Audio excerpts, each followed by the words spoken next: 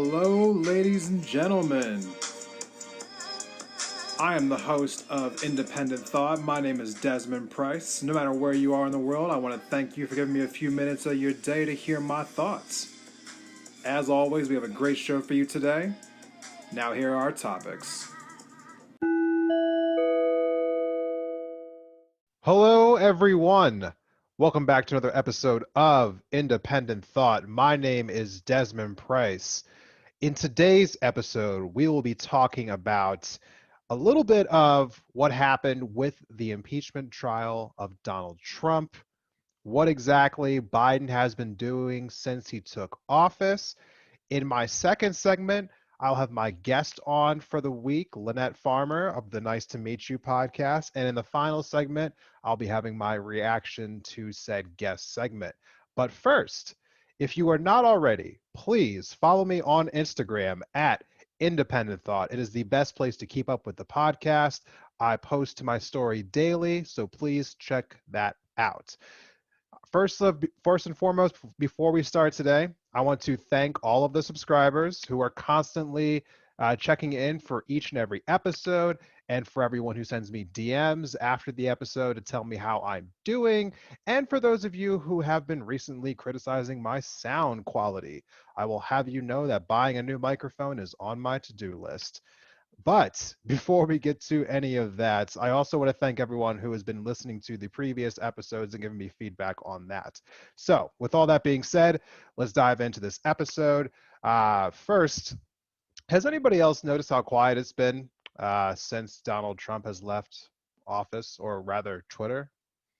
I can't help but just notice how quiet the news cycle has been now that Donald Trump is not on Twitter every single day.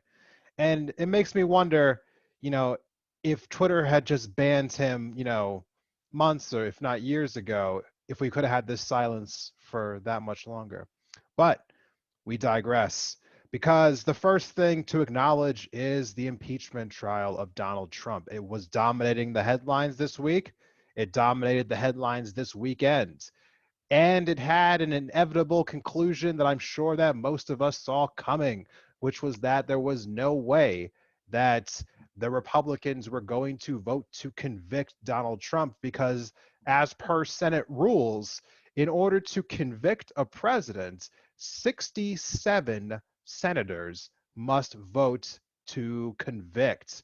Now, there are 50 Democrats, which means that 17 Republican senators had to get on board in order for this to become a conviction. And I took a poll on Instagram a few weeks back. And around that time, my followers seemed pretty split on this. Almost half of you thought that 17 Republican senators were going to vote to convict. And I applaud you for your optimism, because I do not share it. I never thought that the Republicans would even muster up the courage to get 5 of them to vote to convict. So the fact that there was actually 7 is amazing to me. Truly, truthfully, 7 Republicans went against their president to vote to convict. I'm shocked, especially given where some of them are located. Since in a previous episode, when I talked about the chaos at the Capitol, I gave you the 7 names of the senators who still voted to contest the election results, even after people had died in the Senate that day, because, that's what heroes do. I will now give you the 7 names of the senators who voted to convict Donald Trump today, because, let's just be fair, it was a good thing for them to do. It's a shame that 10 more couldn't have joined them.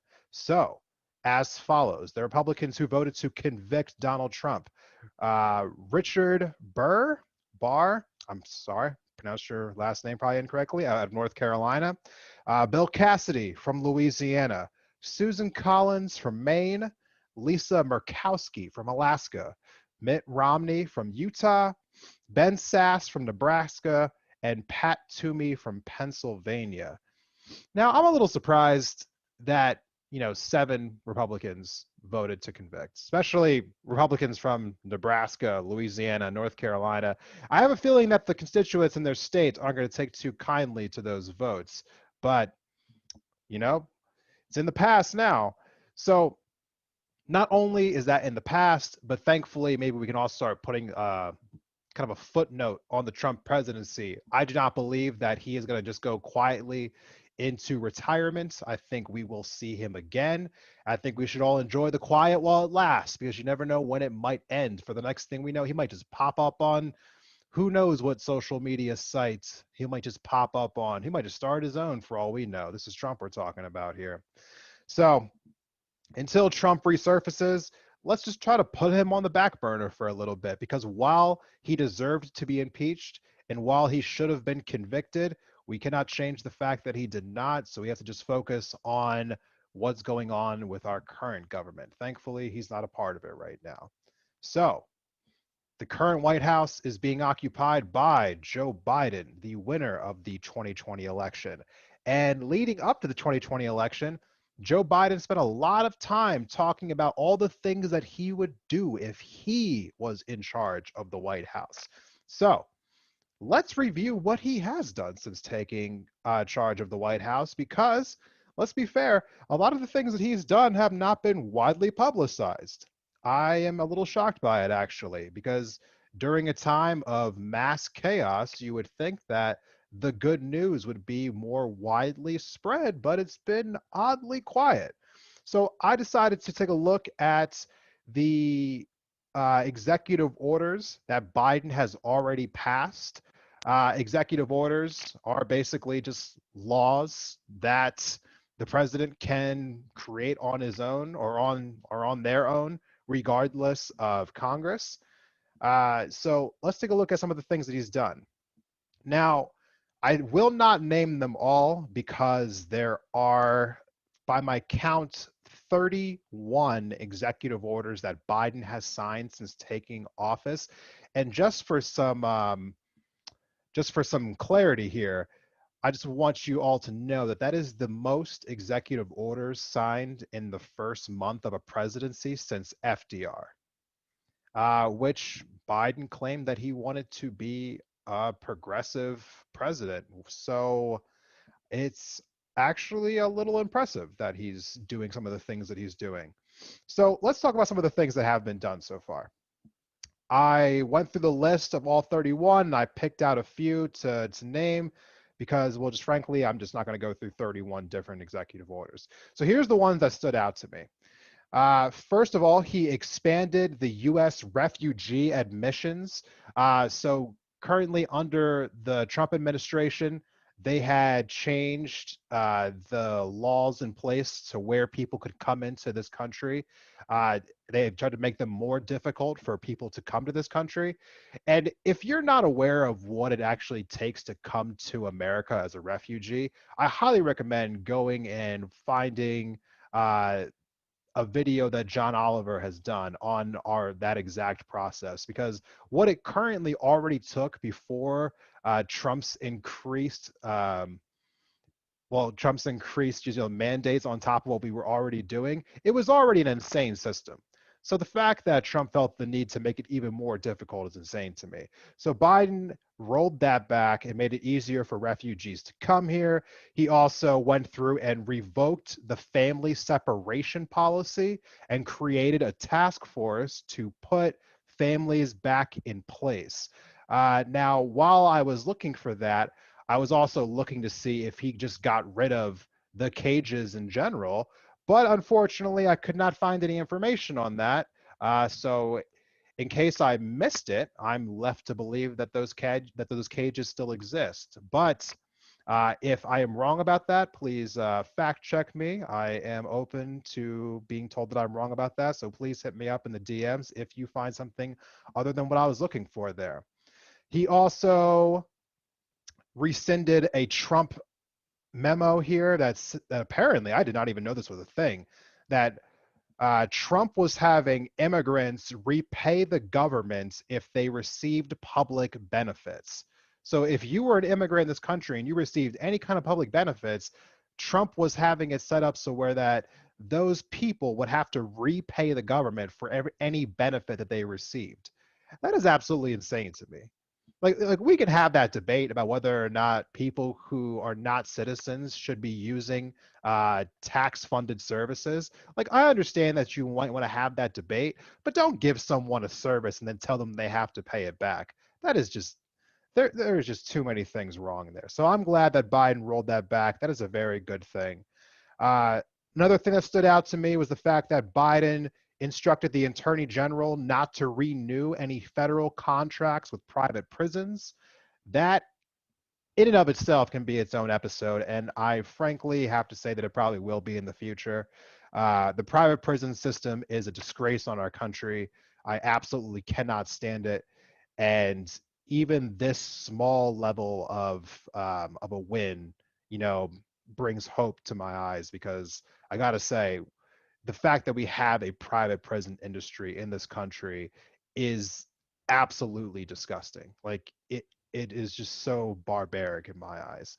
But moving on from that, uh, Biden also reversed the ban on transgender people being in the military because why was that ever a thing? Like, why was that ever a thing? Like, what is? I really wish I had somebody on the show right now who could tell me what exactly is the point of banning people from being in the military. Like, can they do the job? Yes or no? Okay. If the answer is yes, then why the hell should it matter if they're transgender or not? Like what is the point of that whatsoever? I I don't even know how to handle that mentally. One of the next things that Biden did was cancel the Keystone Pipeline. Now, this did get some coverage. Everyone who I know, who I've talked to about this, is pretty happy about this, who's basically anyone who believes in climate change. However, what I will say, I've heard a lot of pushback on the right about this, even in my home state here of Montana, where there are so many people who are Republicans who are absolutely upset about this because of the economic implications that come with this. So many people are relying on those jobs being there, and they just cannot understand why the Biden administration would just get rid of all these jobs like that. And I understand, we are living through an economic hardship right now. And so if you thought you were going to have a job and then your job disappeared, you know what? Frankly, I can understand why you'd be a little upset. The only thing I have to say in response to that is that the conservatives, the Republican Party, is supposed to be the party that believes in the free market. And at the end of the day, if we are trying to work out this resource that's no longer going to be a part of our economy pretty soon here, well, then the free market will just, work itself out, right? Isn't that what everyone on the right believes? Okay, I'm done antagonizing you for now. Next, Biden got rid of the construction of the border wall, which again was another asinine project that, people who wanted that wall to be built figured out why walls are useless on the insurrection day when they climbed the walls themselves to get inside the Capitol. But we will digress off of that point for a second. Why did anyone think a wall was going to work? Currently, people come through from either ports of entries or tunnels, by the most part. Like when you study how people actually illegally come into this country, you know, did anyone really think that a wall would work? This was nothing more than like a $50 billion vanity project. The wall was never going to really stop people who were desperate enough to come here. If you're going to trek yourself through hundreds and thousands of miles through, just like blistering heat, like, do you really think that you're going to get to America and let a wall stop you? Anyway, there's a bunch of other executive orders that have been signed. There was also some memorandums. There was some directives. I didn't go through all of them.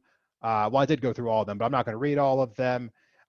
Some of them were just stupid. I'm not going to lie to you. One of them in particular that caught my eye was an ethics pledge that says it requires all members of the executive branch to sign an ethics pledge, barring them from acting in personal interest.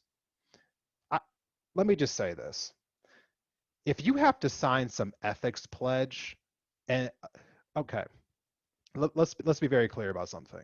If you're a person who gets to the executive branch and you're going to be a corrupt person and use your power to enrich yourself? Do you really think that, making a pinky promise with somebody else is going to keep you from doing that? Really? This ethics pledge is basically just like, it's like almost like scouts honor type stuff. Like what are we talking about here? This is a waste of time. Don't waste your time with things like this. Okay. Now, as we're transitioning away from some of these executive orders, I just want to say that there was a couple other things on here that caught my eye, that were a little head scratching for me. One of them was extending the eviction and foreclosure moratoriums to March 31st. Now, that sounds like a good thing in theory, but this is unfortunately not for private houses and rentals. This is just for federally owned houses and like Section 8 housing and things of that nature. And so it doesn't really affect like a large population of people. Well, it does affect a large population of people, but not a majority of people who are facing foreclosure right now in eviction. And my only real question is like, if you know that the pandemic is going to be raging for probably until maybe Halloween, maybe longer if we're lucky. I mean, it'll be done before that, but probably not. Why only push the evictions moratorium until the end of March when you have the ability to push it out further? I mean, by March 31st, the pandemic will still be going on. So kind of feels like a weak measure. And lastly here, Biden extended the pause on student loan payments until September 30th, 2021. That's categorically a good thing. When we're going through everything we're going through right now with COVID, it makes absolute sense that you wouldn't want people to be worrying about their student loans right now when they're basically trying to stay alive. And my only real problem with this is that Biden said that he wanted to cancel some student debt. Well, you wouldn't have to extend a pause on student loan payments if people didn't have student loan payments to make. Now this has been a topic of discussion for a lot of people, and I think this will be a great debate for a future episode. But just really briefly to give you some ideas about how I feel about this, we have been going out of our way, and by we I mean our government who represents us, to bail out rich people at every point, every turn. Just for instance, last year when we had our first COVID relief bill, in that first bill we bailed out major industries like the airlines. And in those bailouts, we said that one condition was that you couldn't lay off your workers if you accept this bailout money. Well, the airlines took that bailout money and then they still laid off their workers. So let's be very clear about something. The corporations and the ultra wealthy in this country have been getting taxpayer bailouts for decades on end. Decades on end, and the media does barely anything to demonize it. They give a whimper at best, and then they're done.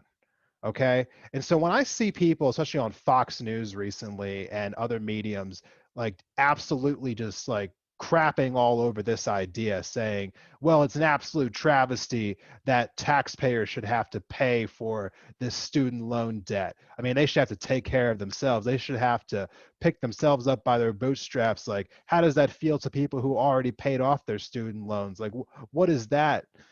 And all I have to say is, why do we always find a way to tell poor people that they don't deserve help, but we always find a way to help rich people become more rich? I don't understand it. I'm so tired of the narrative in this country that we have unlimited funds to help rich people become more rich, but the second that middle class and people in poverty need help to stay afloat, we're just, these people are just told to, well, best of luck, bud. I hope you figure it out. So that brings me to my last point here of this segment. I did a poll on Instagram recently where I said, is Biden doing enough or can Biden do more? It was pretty split. Half of you felt like Biden was doing enough, half of you felt like Biden could do more. Now, I just listed a bunch of things that Biden is doing well right now. These are all things that I'm very happy about. I'm happy about these executive orders. These are all good things. But, as far as I'm concerned, the main judge of a politician, in my eyes, should be not, are you a magician and can you snap your fingers and make everything in the world better, but rather, what do you have the power to do? And then what did you choose to do with that power? So let's be clear. As the president of the United States, if Biden wanted to, he could cancel all federal student debt immediately. He doesn't have to go through Congress. He doesn't need any special permission. He needs a pen and a piece of paper, and it's done. That's it. Now, maybe he doesn't believe that he should, but he did say that he did believe in doing up to $10,000. Now, his own party, primarily his Senate Majority Leader, Chuck Schumer, has recently come out, along with others in Congress, and said that there should be at least up to $50,000 worth of student loan relief for American people. Now, we can argue about if this is, like what level we should do, whether it's 10,000, 50,000, or how Bernie Sanders put it, cancel all student debt. But let's just be clear about something. Biden could do something, and he has not done anything yet, and has, from what we've been told so far, he doesn't like the idea of doing more than 10,000. I'm going to give you plenty more thoughts on this in a future episode, but I will tell you that as far as that poll was concerned, I was definitely in the Biden can do more camp. Biden can do more to address student loans.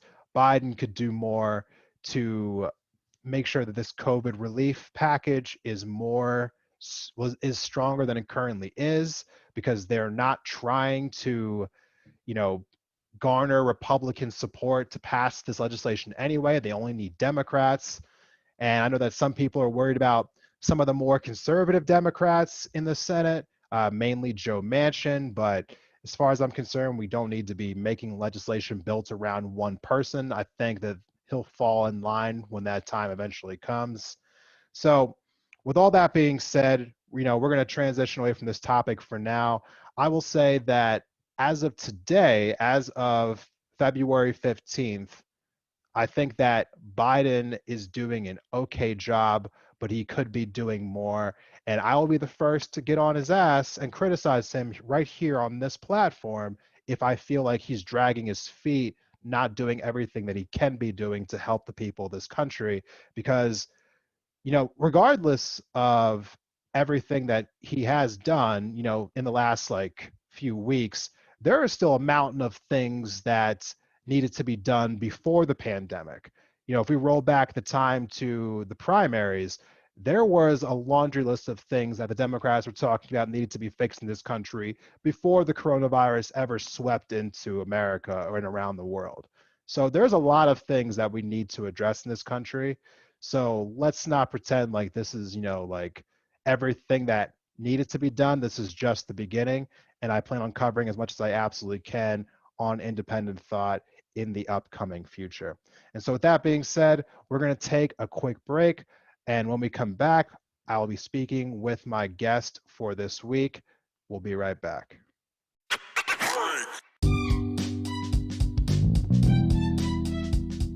Hey, Indie Thought listeners. Has this past year helped you rediscover your creative and crafty side? Well, then you're going to love our sponsor for today's episode. Bathing Beauty's Beads is a full-service bead shop in the heart of downtown Missoula. Whether it's seed beads, semi-precious stones, vintage beads, or just materials to make a project, they have something for every person and every price range. Not from Missoula? Don't worry. They have an extensive online store and they will ship directly to you. Whether you're a beginner or a pro, they'll welcome you and help you make your next project a reality. You can find them online at Bathing Beauty's Beads on Instagram and Facebook, or at bathingbeautiesbeads.com. And don't forget to use offer code INDEPENDENTTHOUGHT at checkout to save 15% on your order.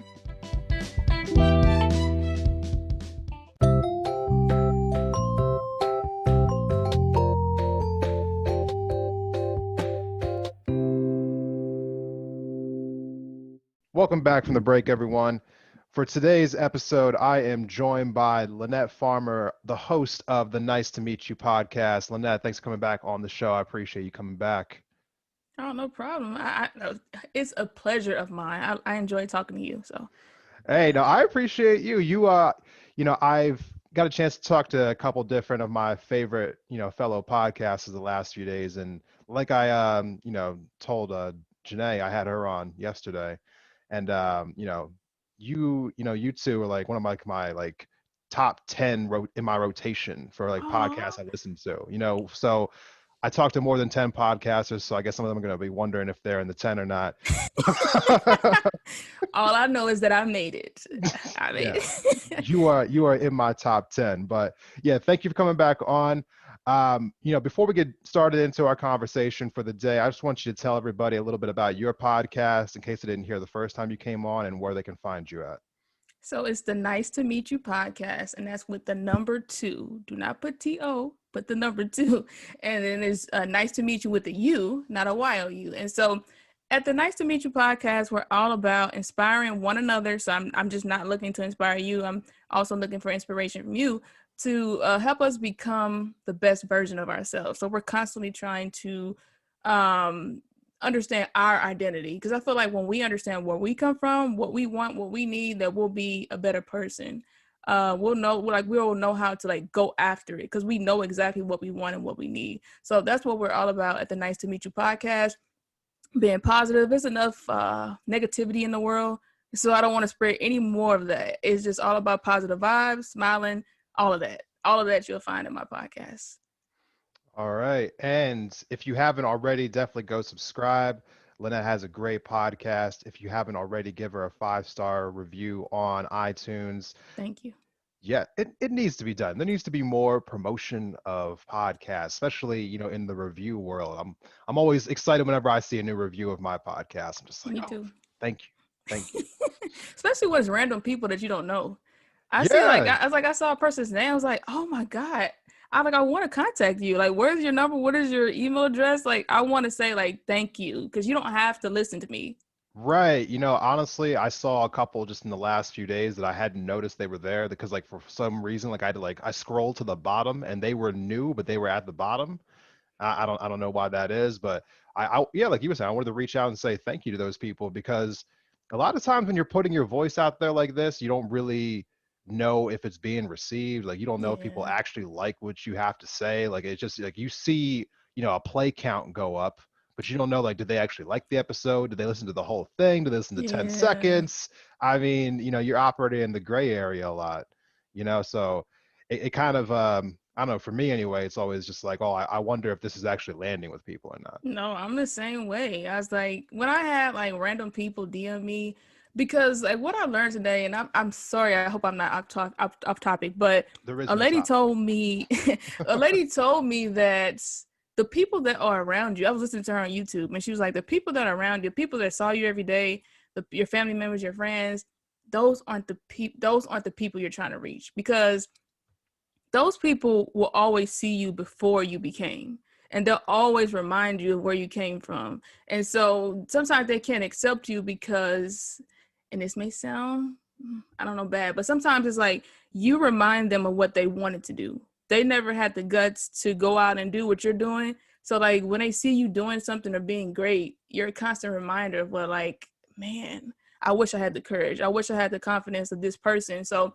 sometimes we may reach people over in a different country, we may reach people in a different state, but like those people accept us because they never knew us when. They only know the person that we are now, and they accept us for who we are. So Yeah, that's something that I see, you know, in my own life. I see there's a lot of just pettiness from a lot of people, especially like as we get older. I feel like it wasn't as prevalent when we were younger, but as we get older, I feel like people just do this whole like life measuring thing. If my life, is not where I want it to be, instead of feeling satisfied for where somebody else's life is, it's almost like I'm looking, or not I, but other people like looking down on other people for the fact that their lives aren't quite where they want theirs to be. So they're like, oh, well, I don't like that person because they have this and they have that. That's such a toxic mindset. I personally, I don't know if maybe this is just my own problem, but I feel like I'm like a sponge a lot of times where I just soak up the energy of the people that I'm around. And I just cannot stand to be around people who just have this like consistent negative mindset about everything. Like, everyone has bad days, everyone has Yeah. bad weeks, bad months. Like depression's a real thing. People go through hard times in their lives, but there's a difference between going through something, trying, and trying to be going through something. Like people who are just like their main function is trying to find the bad things in life. Yes. I And know. so I'm sorry, go ahead. No, I know some of those people. That's all I was gonna say. I know some of those people. Yeah, and so I'm always glad to like put myself into a more like just a positive circle. So yeah, I definitely try to stay away from that. And I feel like you and I were talking earlier about the challenges of kind of like dating. And I was remembering back when I was single, it was like hard for me to kind of find the right person because I kept finding somebody who I couldn't find the right like mindset that matched mine. I just kept finding a lot of really negative people, you Yeah. know? And it took me a while to find somebody who legitimately kind of like matched, I guess, like what I was looking for, I mean, and you were telling me recently about some of the challenges that you've been having, like trying to like find, like someone to like just someone like worth your time. And just tell me a little bit more about that, like some of the struggles that you were facing. Where do I start? No, it's been rough. I've been on a few dating apps, and I'm on none of them now because I noticed that I would find like this, like in this person, that and like that person, that and like that person, but I didn't find all of those things in one person. And Right. so I'm like, I started to bend and I started to say, well, this doesn't bother me, but it did. It really did. And I was like, I can't fight, the person that I am. And why do I need to? It's like, I want this. And if you don't have it, okay. I don't mean to sound mean, but that's what it is. And so, like I was just telling you that dating in the real world, like you see one person, you meet one person, you may first it's like the physical attraction, because of course you don't know the person. So they may say like, can we go for some coffee, whatever, stuff like that. And you meet them, and then like it may not work out, and you're like, okay, but then like you like maybe reflect and say like, what could I have done differently? And it's not like you're talking to and you may be doing this in person, I'll just say me, that you're not talking to 4 or 5 different people. You're not meeting for coffee or smoothies or whatever, drinks, whatever, with 4 different people at the same time. Like, you're not leaving Starbucks to go to another Starbucks or whatever. You're not doing this like all within one day. But on a dating app, that's what you're doing. It's like you're at Starbucks with 4 or 5 different people at once. And like, how do you like just even manage that? And so talking to my sister, I've learned that your heart, and even though you don't love these people because you don't know them, but your heart is like constantly taking rejection. It's like it's Yeah. constantly getting hit, and you're constantly being told that, man, this is like, it's like to be let down like several times. It's like I sometimes will bend and say that I just need a win because like I was tired of Yes. losing, because like you get loss after loss after loss after loss, and it's like, that's not good for your psyche. No, it's That's not. not, it's not. And so it's like, that's why I said, like, I would equate it to being at Starbucks at 4, meeting, and then at 5 you're at another Starbucks, and then at 6 you're at another Starbucks, and 7, and it's like, it's just that I equate it to that. And that's why online dating, I was against it initially, but then like I said, I'll try it because I'm Yeah. like, how else will I meet people in like a time like this? And I was like, no, I deleted all of them because I realized that the people that are on there, I think that it wasn't my community. It wasn't like what I was looking for. Like, some Right. people, they didn't take dating seriously. It's like they would say things and they would tell me what I wanted to hear, but then like their true selves like kind of showed, or they would disappear, they would ghost you, and it's just a bunch of nonsense. And so I'm It just like really done with is. it. Yeah. No, it really is. I mean, I had similar like experience. I mean, I was on Tinder for like a year and a half. I think like I was on there for a few months. I ended up meeting somebody, dated for a couple months, it didn't work out. And then I think I was on there for like a year straight and just couldn't find anyone. I mean, I only went on like a couple of dates like through the entire like year process. Like I was getting matches all the time, but then I would like, and I would be talking to people all the time, but then it would go to the point of from talking to actually going on like a date, and I would just get ghosted like all the time. And I was just like, what is the Me what is the too. point of this? Me too. Me too. Yeah, what is the point of this? Like, are you like, if you're gonna match somebody, like, why wouldn't you want to meet them? I don't know. It's crazy. And it's like, if you didn't want to meet me, why didn't you unmatch anyway? Anyway, No, you no, know, like, I've had that. And I've actually like met the people, and it's like they dishonesty, and they just don't lie to me. Like I'm not looking for you to be grand, have a bunch of money, have all these things, but like dishonesty is like a pet peeve of mine. And I was running into like, they seem like they're good, but you can only lie for so long. And it's like me, I listen really well to people, and I listen. And if it doesn't match, you say something, I'm gonna keep it in my head. I'm gonna ask you about it later. And so people couldn't keep up with their stories. And it's yeah. like that. It's a lot of dishonesty. Not saying it is not dishonesty in person, but it's a lot of dishonesty on there. No, no, that's absolutely. I mean, I was always wondering what it was like, being on the other side of the spectrum, because I was just like, is it just me? Like, or is this just like, is this just like my issue? Because like after a while, like you were saying with the whole rejection thing, it's like, okay, like how many times am I gonna like get on this thing and have nothing work out before I just finally think of like, well, maybe it's just me, maybe I'm the problem. And it's hard not to get that into your head, but at the end of the day, it's more or less just like you can just run into a string of bad luck.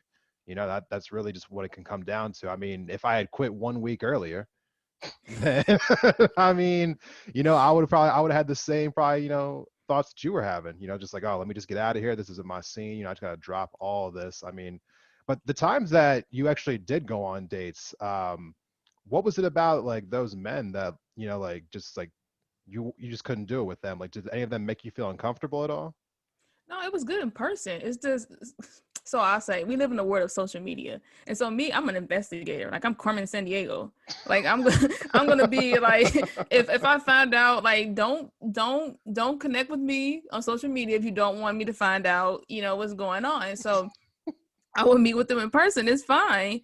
But I would start to dig into their social media, and I was like, yeah, you're a little sketchy. There's a little sketchiness going on. So Yeah. news, like to everybody out there, if you have some sketchiness going on, do not connect with the person that you met with. Let them figure you out first, fill you out. And if there's things on there that you don't want them to know yet, don't give them your social media handle. Mm. So dropping knowledge for all you listeners out there. But this is before we get away from this subject a little bit, I kind of want to just pivot a little bit. I know because you and I had talked in the past about times where certain men had made you feel uncomfortable, and you had told me about this story about a supervisor that you had worked with at a previous job. And when you had told me about that story, I was just like, I feel like that's a story that I just want other people to hear about. So can you tell me a little bit about like who this, what the supervisor was like, and like why they made you feel uncomfortable? Just tell me more about this story. So I worked at my job at about 13 years before I left. And the last department I was in, the supervisor that I had, it's like I'll say this, that you think that you know a person when you don't. So from afar, you think that you know someone because like he wasn't my supervisor. He was like just like hi, bye in the hall. You don't really know them. And so when we got like our old supervisor left, we had opportunity to like get a new one. And so he was like one of the persons that was like up for like the position. And so we were like, yeah, we want you, not knowing like be careful what you ask for. Yeah. And so he became the supervisor. And so so everywhere that I go, I try to be the top performer, and like I do more because like I don't want to be like somebody you can just get rid of. It's like I want to be the type of person like you think twice about getting rid of me. And so I always went above and beyond, but like he would never recognize me for like who I was. And Yeah. so and it's like he would always like pump up these people that have like do their job. Like I know they're not doing their job. They're telling me they're not doing their job, but I always feel like because I was like one of the few Black women in the department. And Yeah. so I felt like he knew, like people told him like how much people in different departments knew me. Like they sang praises like Lynette, you never have to wonder if she's going to get something done, if it's going to be done well. And so he was the type that he would tell other people that because he knew what type of work I did, but he could never tell it to me. It's something about like he could not say those words to me that like I don't know why he couldn't, but he would brag about these other people. He would like give them like their flowers and say like this person is great and they're doing nothing. And I was like, not that I was seeking his validation, but it's like, why couldn't What you is it about me? recognize, Yeah. yeah, what is it about me that you see what I do, but you can't tell it to me? Like, what Yeah. is it about you that you're intimidated? So it's just like one time is like we did this survey. You know how jobs have surveys, and so Yeah. one part of the survey was about culture, like how can we improve the culture around the workplace. And so when they got the results, they realized that they didn't perform as well as they thought they would. They performed pretty low. And like they called us into the office and they wanted to talk to everyone about like why they performed low, the manager, him and another manager. And I was like telling him about like culture, like he went talked about every other thing, and I wanted to like talk about culture. Like I said, that sometimes if we understood where the next person came from, we wouldn't say the things that we say. Like, so there's some jokes that's going on around here that should not be said, and there's some things that we could benefit from culturally biased training, some type of just experience with other people that do not look like us, that were not raised like us. And he kind of looked like he had his mouth wide open. He was like what is she talking about? And like from that day forward, like he never, even in a meeting, he said like he glossed over culture. He was like, we're not even going to talk about that because I don't even know what that means. And I was like, you don't know what that means? Like, what do you mean you don't know what culture means? Like, we need some cultural diversity training up in here. Yeah. And so after that, it's like he would come by, like, I'm going to school to be a teacher. He would come by and he would say things like, I talked to my mom about you. And I was like, she said that, can you convince her not to go into teaching? And I'm just looking like, what? Like, why are you talking to your mom about me? And why is she telling you to convince me not to go into teaching? And then he tells me, like, if you leave here, you're going to make less than you make here. And I was like, dude, like, where is this stuff like coming from? He just always says like the weirdest thing. Right?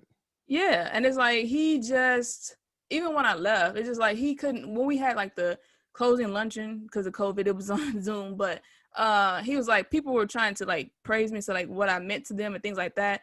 And as they were talking, he was like, no, we're not doing any of that. We're just gonna tell her bye. And I was like, I stopped him because I was like, I was feeling myself then, like I knew who I was. I was like, no, if these people want to tell me what I mean to them and I'm leaving, then why can't they? And he just looks like weird, and he ended up turning his camera off, but he turned it back on. I don't know. He was just like, he never, like, I was intimidating to him, and like he could never appreciate me for who I was. And I don't know if it's because I was Black, but I know in the company it was just me, and then another other Black girl came, but at first it was just me. And so I just felt like he could not recognize me for who I was. And then he has like his buddies, and there was a guy like I told you about, another guy that worked there, like he only saw me for being Black. It's like he only came to me to talk about Black things and talk about Dave Chappelle and talk about Black movies and things like that. Some things that I hadn't even saw before, but he made it. And so when people say they don't see color, I used to say that, but I feel like don't only see my color, but also see my color, but don't make it only about my color. And sometimes I would say that other races are white people, and don't take this the wrong way. Sometimes they feel like they can only relate to another Black person by talking about Black things, but we're so much more than our Blackness. So don't only do that. That could be offensive. That was offensive to me, and I'm sure it's offensive to other people. I mean, it is offensive. I just say it point blank. I mean, if you were to walk up to someone who is Hispanic and you would only talk to them about stereotypical things about that are typically associated with people who are Hispanic, like they would probably take offense to that. Like, you just stereotype me because of the way I look, and you didn't take any time to get to know me as a person. Like, how, I mean, like, how would that not be offensive? And the fact that people can sit there and not understand that in their own head just tells me that they've never had the moment in their life where they had to feel like stereotyped, marginalized, anything like that. And so, and I feel like there are some people out there who do this on accident. Like they're genuinely trying to be a nice person and they don't realize that they're being an asshole. And so I think that, for me, I'm trying to like place it in that framing, because if you are someone who's listening to this right now and you thought to yourself like, oh, well, I was just trying to be nice to that person, maybe take an extra second to think about how exactly it's being received, because maybe you're not being nice to that person. Maybe you're actually upsetting that person. Yeah, But and I get it. Like, they're trying to find a connection. They are, but like just because you see me, like I know I'm Black. I look in the mirror every day, and I don't ever question it. So like your only connection to me is just not other Black people or other Black things that you think. And so I know you're trying to find a connection. So I know this doesn't apply to everyone. It's like when you meet people, you want to find a connection, like to see how we can build a friendship.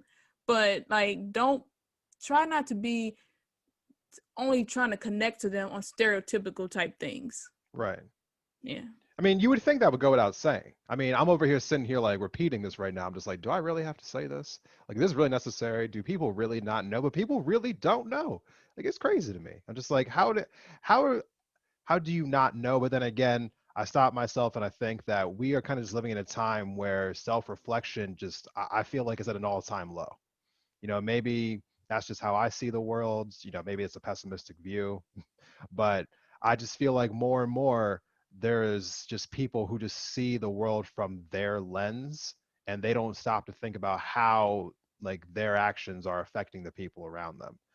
So which is kind of one of the central themes that I keep talking about. You know, more and more throughout this quote unquote season that I'm in right now. It's just like trying to like bring different perspectives that different people have gone through.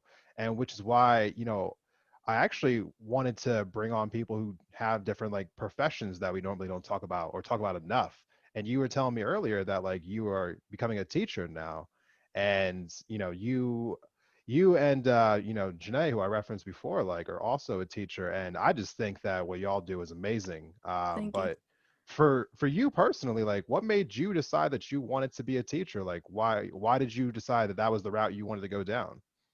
Well, I won't say it's a decision. I won't say this may sound corny, but I feel like it decided for me. And I'll explain. I'll expound on it. So, I was teaching and working with kids for years since I was like 19. I'm 38 now. So like since I was like 19, I was like volunteering in my church, working with kids.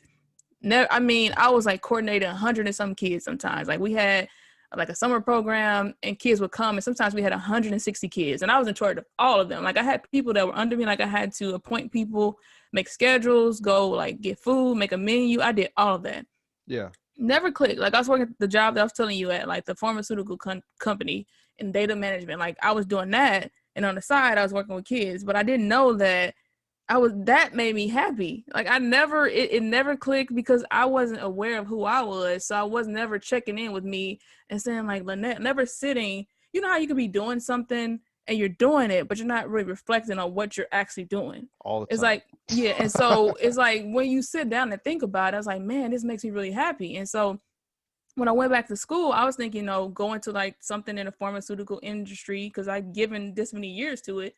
And for some reason, a light bulb went off, and I was like, you're like supposed to be teaching. Like I just asked for whatever reason because I love math at the time, and I was like, show me your math program. And I was like in a counselor's office, and they showed me the math program, and I was like happy, giddy. I mean, I was just the happiest ever. And like ever since then, that was back in like 2015, I started walking on the path to teaching. But the reason I want to teach is because when I get a chance to teach, like the kids' faces, the way they light up. Like when you teach them something, like when you like, and so I'm not the type of teacher that wants to build robots. I know like when I was in school, like they would teach you one way to do things. And like, if you didn't do it, something's wrong with you because you need to do it this way. And so what I've learned and what they've taught me in my college is that give the kids multiple strategies and ask them questions. Like keep questioning them to ask them why they do what they do. Because once they know why they do what they do, they can keep using it throughout life.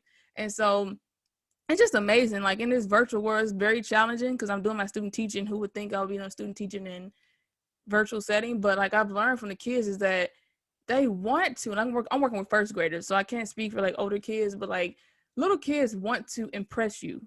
They want to raise their hand. They want to be the one to get the right answer. And so just listen to them, like just like pick their brains, and like they're so innocent and so honest. And so what I'll say is that I like working around kids because they bring that positivity. They're not out trying to challenge you. They're not out to compete with you. They just want to be they just want to like the satisfaction of you telling them that they got the right answer. Yeah, they did a good job. That's all they want. They're not, and it's just like if adults would just, take on the mindset of a kid, this world would be a better place. Because like when we become adults, it's all about stabbing the next person in the back and how can I use you to get to where I need to be. And so kids they're pure. They just want to perform well, and they want to learn new knowledge. they're not kind of contaminated by this world yet, They haven't just been yet. corrupted yet. Yeah. Yeah. So No, it definitely is one of those things where I feel like the more that you kind of like allow yourself to open up, that you can find that you'll, I mean, I'm just assuming, but I'm assuming that you can probably learn as much from them, as you are like giving to them as you're teaching them. So I definitely appreciate that. I appreciate, what you're doing, being a teacher. And I want to again just like thank you for coming on today. I really appreciate that. Before we end the episode, just one more time, tell everybody where they can find your podcast at, because everyone should definitely go check out the Nice to Meet You podcast.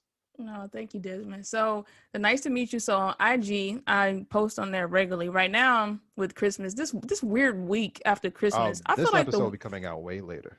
Oh, okay. Well, I'll just say like this weird week for me is that I feel like the world should shut down. Like after Christmas, the world should shut down. So right now, you won't really catch many posts from me, but I'm coming back January 3rd.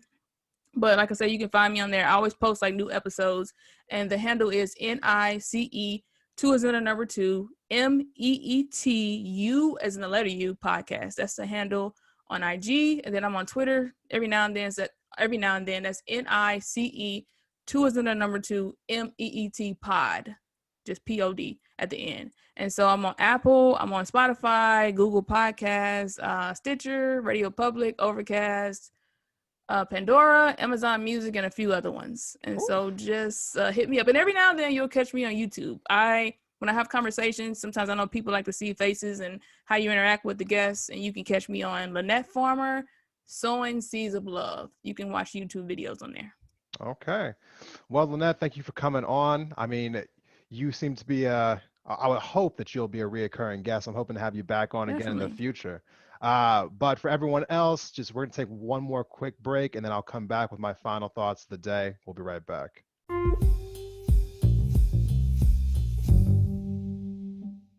Welcome back from the break, everyone.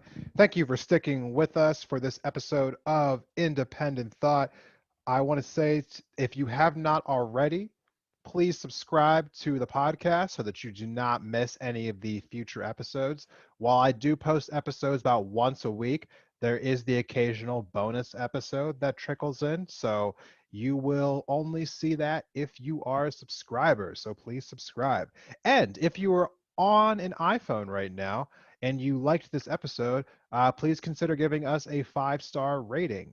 We are always happy to see those. I'm hoping to maybe get to 80 ratings by the end of the month. So it'd be very helpful if you could do that. Now, first and foremost, I want to thank my guest, Lynette, for coming on to the podcast. She has been on before. The first time that she came on, the episode is just called Nice to Meet Yous. So if you were interested in hearing another conversation that I've had with her, go check out that episode. Also, go check out her podcast. I have been on her podcast now 3 times, I believe. Um, I love Lynette. She's a great person. I love having her on the show. Definitely will probably be having her on again in season 4. So definitely look forward to having her back on the podcast. And we had a great conversation this time, as we usually do. Thank you again, Lynette, for coming on. So before we wrap this episode up, I told some people on Instagram that I would try to answer some questions. So I have some questions here in front of me. I'm going to try to answer as many as I can before we wrap this episode up, because I realize that we are getting close to, I think, an hour. This is a pretty long episode. Thank you for those who stuck around through the entire episode. I know these last few ones have been kind of lengthy. Hopefully we'll get the next one to be a little bit shorter.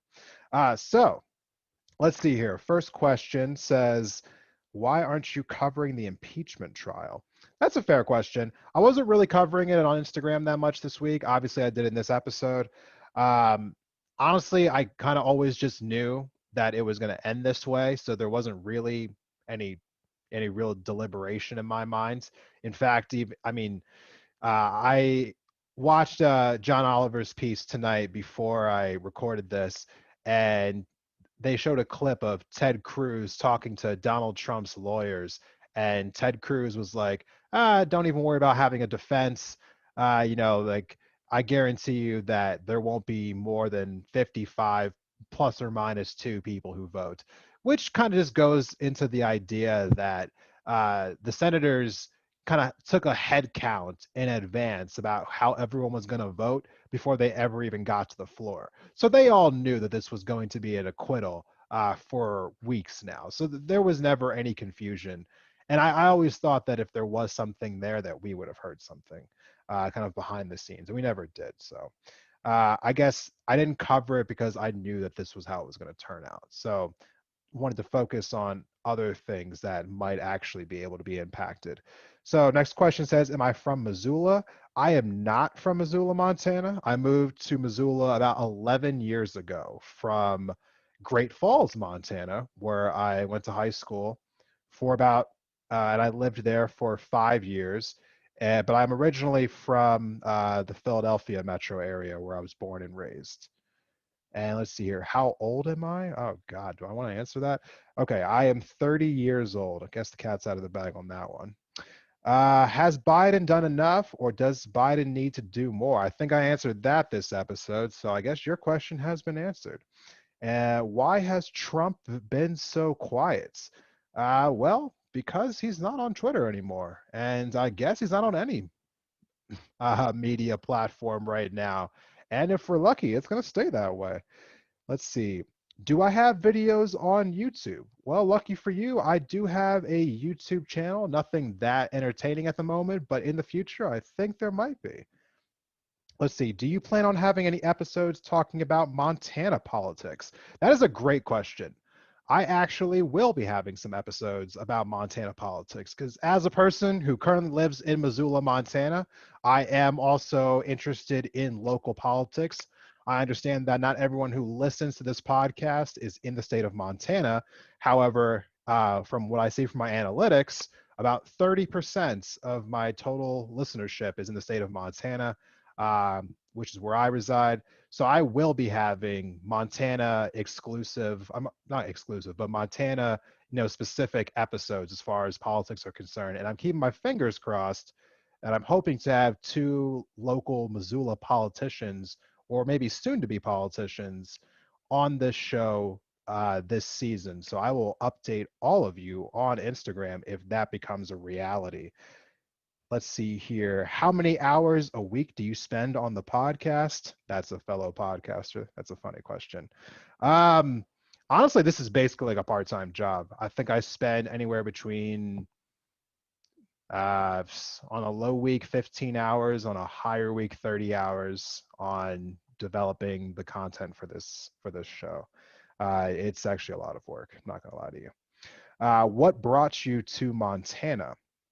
Well, I moved out here when I was in high school. My family found a job in Great Falls, and after high school ended, I just decided to stay. I thought about going back to Pennsylvania where I grew up, but I left Great Falls and came here to Missoula to check out Missoula first. And I thought if I didn't like Missoula, I'd probably head back home to Pennsylvania. Came to Missoula, fell in love, and I never left. Let's see. Final question. What are your thoughts on gun rights, on how Americans are with gun rights? Oh my God, really? Um, there is no way I can answer that quickly. What are my thoughts on gun rights? The gun debate is not black and white for me. It was when I was growing up. I thought that guns were just a bad thing, and that was probably because I grew up in and around Philadelphia, where guns were only ever used to kill people. And after moving out here to Montana, I think specifically to Great Falls, I saw the more recreational side to firearms, and just how everyone treated firearms as a culture a lot differently out here. Also, the crime rate was severely lower out here. So I guess it kind of changed my opinions on the correlation between guns and death. To be honest with you, I have a very conflicted feeling about guns overall, and I think it's probably a fair episode to have in the future. So I might have to just, unfortunately, give you a non-answer for right now and say that I might have to give you a more long-winded answer in a follow-up episode. But thank you everyone who sent me questions on Instagram this week. I'm hoping to do that again in the future and answer some more questions. In the meantime, if you have any questions about this episode or anything that you've heard in previous episodes, please DM me on Instagram or on Twitter. I actually did have someone reach out to me recently and send me a voice message through Anchor because they did not have Instagram or Twitter, which that was pretty fun to get a voice message on Anchor today. I'm not entirely sure how you did that, but I thought that it was cool that you did. But I'll be reaching out to you via email. Anyway, as we are ending this episode, I want to, as I have been for the last few episodes here, leave you off with a quote. And it is kind of reflective on how I feel about what's going on in society right now. And so the quote is from Dr. Martin Luther King Jr., and it says, "Change does not roll in on the wheels of inevitability, but comes through continuous struggle. And so we must strengthen our backs and work for our freedom." And I bring you that quote to end this episode because I truthfully believe that just putting Joe Biden in office does not solve all of our problems. There's a lot of work to be done in this country, and I just do not believe that by sitting back and hoping for the best that we're going to get to where we want to get to. We saw mass protests happening across the country last year in the wake of George Floyd being killed and Breonna Taylor. Our climate is creating mass chaos all over this country and around the world. And that's just to name two things in a laundry list of issues that we have in this country.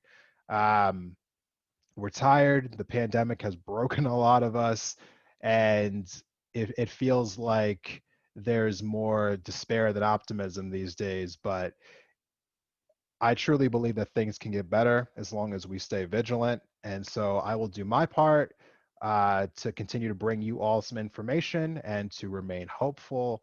And I hope that as we progress into the future, as long as we keep strong, keep optimistic, and continue to educate ourselves, that we will have a brighter future along the way. And so until we speak again, thank you all for listening to this long episode of Independent Thought. Next week will be my 50th episode of Independent Thought. I encourage you all to tune in.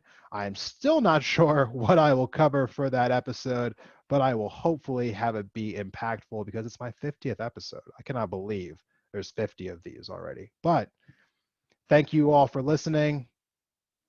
See you next time.